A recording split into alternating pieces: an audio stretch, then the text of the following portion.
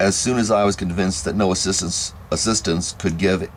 could save any part of the habitation, I quitted the scene and sought for refuge in the woods. And now, with the world before me, whither should I bend my steps? I resolved to fly far from the scene of my misfortunes. But to me, hated and despised, every country must be equally horrible. At length, the thought of you crossed my mind. I learned from your papers that you were my father, my creator, and to whom could I apply with more fitness than to him who had given me life? Among the lessons that Felix had bestowed upon Safie, geography had not been omitted. I learned from these the relative situations of the different countries of the earth. You had mentioned Geneva as the name of your native town, and towards this place I resolved to proceed. But how was I to direct myself? I knew that I must travel in the southwesterly direction to reach my destination. But the sun was my only guide. I did not know the names of the towns that I was to pass through, nor could I ask information from a single human being. But I did not despair. From you only could I hope for succor, although towards you I felt no sentiment but hatred. Unfeeling, heartless creator, you had endowed me with perceptions and passions, and then cast me abroad as an object for the scorn and horror of mankind. But on you only had I any claim for pity and redress, and from you I determined to seek that justice which I vainly attempted to gain from any other being that wore the human form. My travels were long, and the sufferings I endured intense.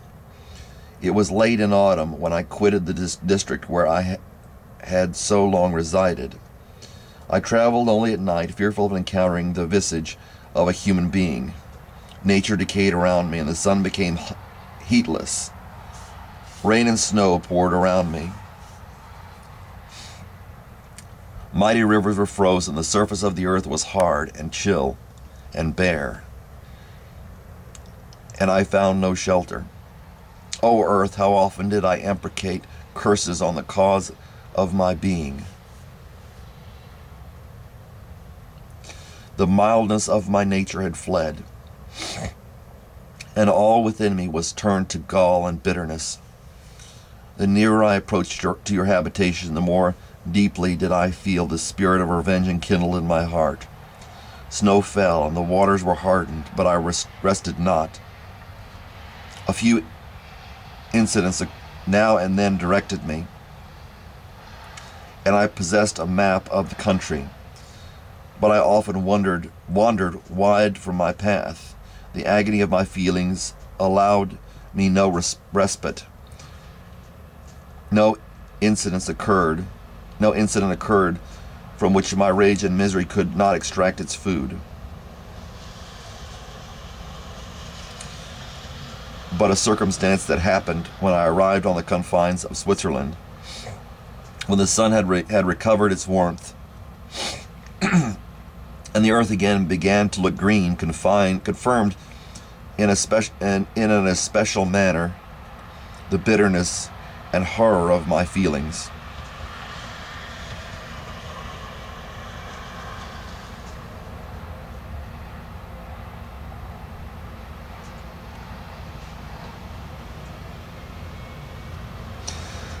I generally rested during the day and traveled only when I was secured by night from the view of man. One morning, however, finding that my path lay through a deep wood, I ventured to continue my journey after the sun had risen. The day, which was one of the first of spring, cheered even me by the loveliness of its sunshine and the balminess of the air. I felt emotions of gentleness and pleasure that had long appeared dead revive within me. Half surprised by the novelty of these sensations, I allowed myself to be borne away by them, and forgetting my solitude and deformity, dared to be happy. Soft tears bedewed my cheeks, and I even raised my humid eyes with thankfulness toward the blessed sun, which restored such joy to me.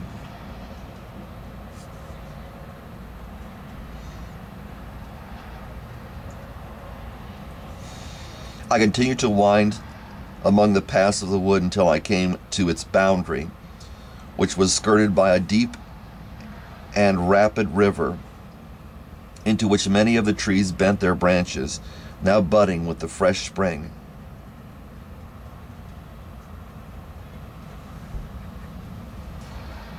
Here I paused, not exactly knowing what path to pursue, when I heard the sound of voices that induced me to conceal myself under the shade of a cypress. I was scarcely hid when a young girl came running towards the spot where I was concealed, laughing, as if she ran from someone in sport. She continued her course along the precipitous sides of the river, when suddenly her foot slipped, and she fell into the rapid stream. I rushed from my hiding place, and with extreme labor from the force of the current saved her and dragged her to shore. She was senseless, and I endeavored by every means in my power to restore animation, when I was suddenly interrupted by the approach of a rustic, who was probably the person from whom she had playfully fled. On seeing me, he darted towards me, and tearing the girl from my arms, hastened toward the deeper parts of the wood. I followed speedily, I hardly knew why. But when the man saw me draw near, he aimed a gun which he carried at my body and fired. I sank to the ground, and my injurer, with increased swiftness, escaped into the wood.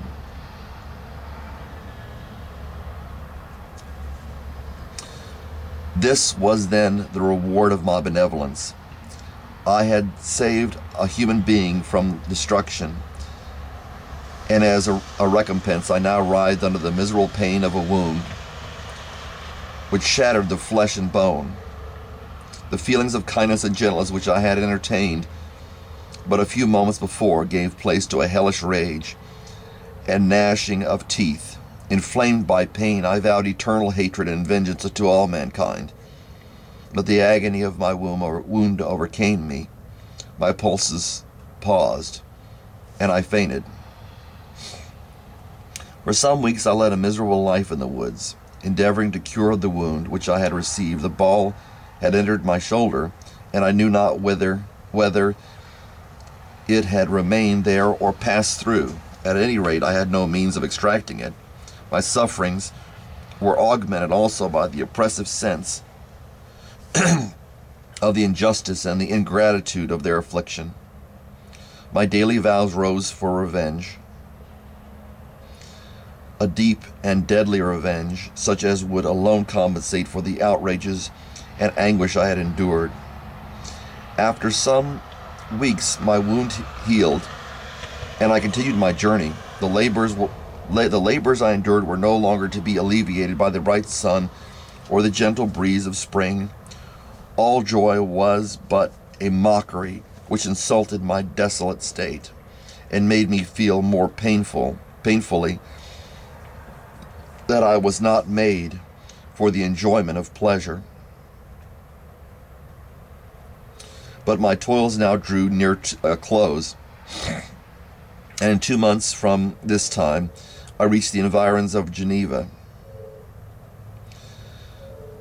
It was evening when I arrived, and I retired to a hiding place among the fields that surrounded it to meditate on what manner I should apply to you. I was oppressed by fatigue and hunger, and far too unhappy to enjoy the gentle breezes of evening, or the prospect of the sun setting behind the stupendous mountains of Jura. At this time, a slight sleep relieved me from the pain of reflection which was disturbed by the approach of a beautiful child who came running across the recess I had chosen. With all the sportiveness of infancy.